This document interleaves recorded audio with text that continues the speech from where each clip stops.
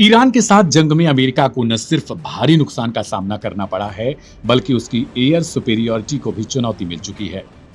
इस पूरे युद्ध का चीन ने खुलकर फायदा उठाया है। चीन ने न सिर्फ इस युद्ध में कड़ी नजर रखी, बल्कि दावे के मुताबिक ईरान को खुफिया जानकारी भी देता रहा है। अब इस पूरे घटनाक्रम में एक और बड़ा दावा सामने आया, जिसने दुनिया की सबसे ताकतवर मानी जाने वाली अमेरिकी वायु शक्ति पर सवाल खड़े कर दिए। दावा है कि चीन की एक कंपनी ने अमेरिकी स्टील्थ बम वर्षक B-2 जैसे टॉप सीक्रेट विमानों को ट्रैक कर लिया, वो भी उस वक्त जब वे ईरान में ऑपरेशन को अंजाम दे रहे थे। दरअसल चीन की हांगझोउ स्थित कंपनी जिंगन टेक, उनने दावा किया कि उसके AI आधारित जिंगची सिस्टम ने अमेरिकी B-2 बॉम्बर्स से निकलने वाले रेडियो सिग्नल्स को इंटरसेप्ट किया। कंपनी के मुताबिक यह system satellite data, signal intelligence, aviation data और ओपन सोर्स इनपुट को मिलाकर एक बड़ा ऑपरेशनल पिक्चर तैयार करता है। रिपोर्ट्स में कहा गया कि इस प्लेटफॉर्म ने ऑपरेशन एपिक फ्यूरी के शुरुआती चरण में 4 B-2 बॉम्बर्स की गतिविधियों को ट्रैक किया और उनके मूवमेंट का एक अनुमानित मैप तैयार किया। सबसे चौंकाने वाली बात यह है कि यह डेटा कथित तौर पर उस वक्त कैप्चर हुआ जब अमेरिकी मिशन सख्त इमिशन कंट्रोल के तहत चल रहा था, यानी रेडियो सिग्नल्स को न्यूनतम रखने की कोशिश की जा रही थी। अगर यह दावा सही होता है तो यह अमेरिकी स्टील्थ तकनीक के लिए एक बड़ा झटका हो सकता है, क्योंकि B-2 बॉम्बर को दुनिया के सबसे एडवांस लो ऑब्जर्वेबल यानी रडार से लगभग अदृश्य विमान के तौर पर जाना जाता है। लेकिन जिंगन टेक का कहना है कि भले ही रडार से बचाव संभव हो, लेकिन अत्याधुनिक AI सिग्नल सिस्टम बेहद हल्के रेडियो उत्सर्जन को भी पकड़ सकते हैं। कंपनी ने यह भी दावा किया कि उसके AI मॉडल ने इन सिग्नल्स के आधार पर विमानों के संभावित रूट, स्ट्राइक के बाद की टाइमलाइन और वापसी के रास्ते का अनुमान लगाया। हालांकि इस दावे में एक अहम बात यह भी सामने आई कि जिंगन सिस्टम को विमानों के सबसे खतरनाक डीप पेनिट्रेशन फेज में पूरी जानकारी नहीं मिल पाई, बल्कि ट्रैकिंग मुख्य रूप से उनकी वापसी के दौरान हुई। यानी यह दावा पूरी तरीके से मिशन की सफलता या विफलता को नहीं दिखाता, लेकिन यह जरूर संकेत देता है कि स्टील्थ ऑपरेशनल्स अब पहले जितने उतने सुरक्षित नहीं रहे। इस पूरे मामले को और गंभीर बनाता है इसका टाइमिंग। रिपोर्ट्स के मुताबिक जिंगन का सिस्टम जनवरी 2026 से ही अमेरिकी गतिविधियों को मॉनिटर कर रहा था और फरवरी के आसपास इसमें तेजी आई, जब अमेरिका और ईरान के बीच परमाणु वार्ता चल रही थी। कंपनी का दावा है कि उसने इन गतिविधियों को हाई इंटेंसिटी ऑपरेशन की तैयारी के तौर पर चिन्हित किया और अपने क्लाइंट्स को अलर्ट भी जारी किए। ओपन सोर्स जानकारी बताती है कि जिंगन टेक चीन की पीपल्स लिबरेशन आर्मी, सरकारी एजेंसियों और डिफेंस कंपनियों को तकनीकी सेवाएं देती हैं। इसकी टीम में पूर्व इंटेलिजेंस अधिकारियों और अलीबाबा, हुआवेई और बैडू जैसी बड़ी टेक कंपनियों के इंजीनियर शामिल बताए जाते हैं। इसका मतलब साफ है कि यह सिर्फ एक निजी कंपनी नहीं, बल्कि चीन के बड़े टेक सुरक्षा नेटवर्क का हिस्सा भी हो सकती है।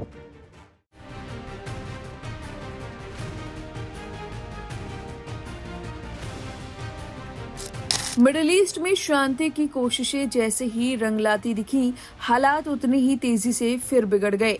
करीब 40 दिनों तक चले भीषण संघर्ष के बाद ईरान, अमेरिका और इजराइल के बीच सीज फायर की घोषणा हुई, लेकिन यह राहत महज कुछ घंटों की ही मेहमान साबित हुई। सीज फायर के 40 घंटे भी पूरे नहीं हुए थे कि इजराइल ने लेबनान में ताबड़तोड़ बमबारी शुरू कर दी। हिजबुल्लाह को निशाना बनाते हुए साफ कर दिया गया कि उसके साथ कोई युद्ध विराम लागू नहीं है, यानी जंग का मैदान अभी शांत होने वाला नहीं है, बल्कि और भड़क सकता है।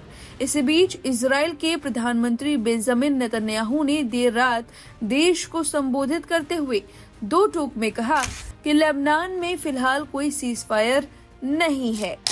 वहीं दूसरी तरफ अब्बास अरागची ने सीधे नेतन्याहू को चेतावनी देते हुए दावा किया कि जैसे ही युद्ध विराम होगा, नेतन्याहू जेल जाएंगे। अब सवाल ये है कि युद्ध और राजनीति के बीच अचानक जेल की बात क्यों? यहीं से कहानी लेती है एक बड़ा मोड़। नेतन्याहू पर चल रहे 3 बड़े केस। बेंजामिन नेतन्याहू सिर्फ युद्ध नहीं लड़ रहे, बल्कि अपने राजनीतिक करियर की सबसे बड़ी कानूनी लड़ाई भी लड़ रहे हैं। उनके खिलाफ 3 बड़े केस चल रहे हैं। Case 1000 gift affair. इस केस में आरोप है कि नेतन्याहू और उनकी पत्नी ने सालों तक महंगे गिफ्ट लिए हैं, सिगार, शैंपेन, ज्वेलरी तक। ये तोहफे हॉलीवुड प्रोड्यूसर आर्नोन मिल्चन और ऑस्ट्रेलियाई बिजनेसमैन जेम्स पेकर जैसे लोगों से मिले हुए बताए जाते हैं।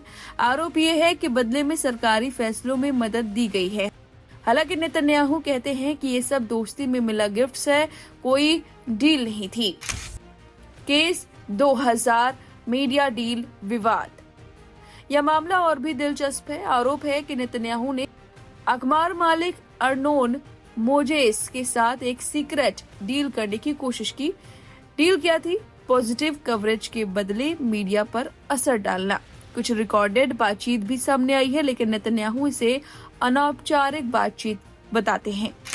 केस 4000 सबसे बड़ा आरोप। यह सबसे गंभीर केस है। आरोप है कि नेतन्याहू ने कम्युनिकेशन मिनिस्टर रहते हुए टेलीकॉम कंपनी बेजाक को फायदा पहुंचाया। बदले में उनके पक्ष में पॉजिटिव खबरें चलाई गईं। यानी सीधा आरोप, फायदे के बदले फायदा। इसी केस में रिश्वत का आरोप भी शामिल है। सजा कितनी हो सकती है? इजराइल की पीनल लॉ 1977 के तहत धोखाधड़ी और विश्वास भंग के लिए 3 साल की जेल हो सकती है। रिश्वत केस नंबर 4000 10 साल तक की जेल हो सकती है। अगर सभी आरोप साबित हुए तो सैद्धांतिक रूप से 19 साल तक की सजा मिल सकती है। साथ ही अगर कोर्ट नैतिक पतन मान लेता है तो नेतन्याहू पर चुनाव लड़ने पर भी रोक लग सकती है। अब रविवार से इस केस की सुनवाई फिर से शुरू होनी है, जो कई बार टल चुकी है। अब जब इमरजेंसी हटी है तो अदालत की प्रक्रिया तेज हो रही है। यही वजह है कि अंतर्राष्ट्रीय दबाव, युद्ध की स्थिति और राजनीतिक बयानबाजी तीनों मिलकर इस केस को बेहद अहम बता रहे हैं। अब नेतन्याहू की इसी दुखती नस पर रख दिया है अब्बास अरागची ने हाथ, और उन्होंने कहा है कि जेल भेज कर रहेंगे। अब ये 3 बड़े केस हैं जो नेतन्याहू को बहुत बुरी तरह फंसा सकते हैं। अब देखना होगा कि नेतन्याहू पर इसका कुछ असर दिखता है या नहीं। फिलहाल मिडिल ईस्ट पर आगे हमारी अगली रिपोर्ट देखिए क्या कुछ खास।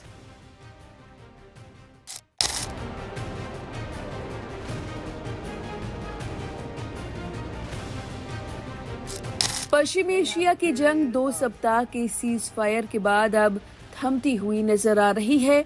ईरान और अमेरिका दोनों ही इस सीज फायर को अपनी जीत की तरह पेश कर रहे हैं, लेकिन विशेषज्ञों की माने तो ईरान इस युद्ध में अभी भी मजबूत स्थिति में नजर आ रहा है।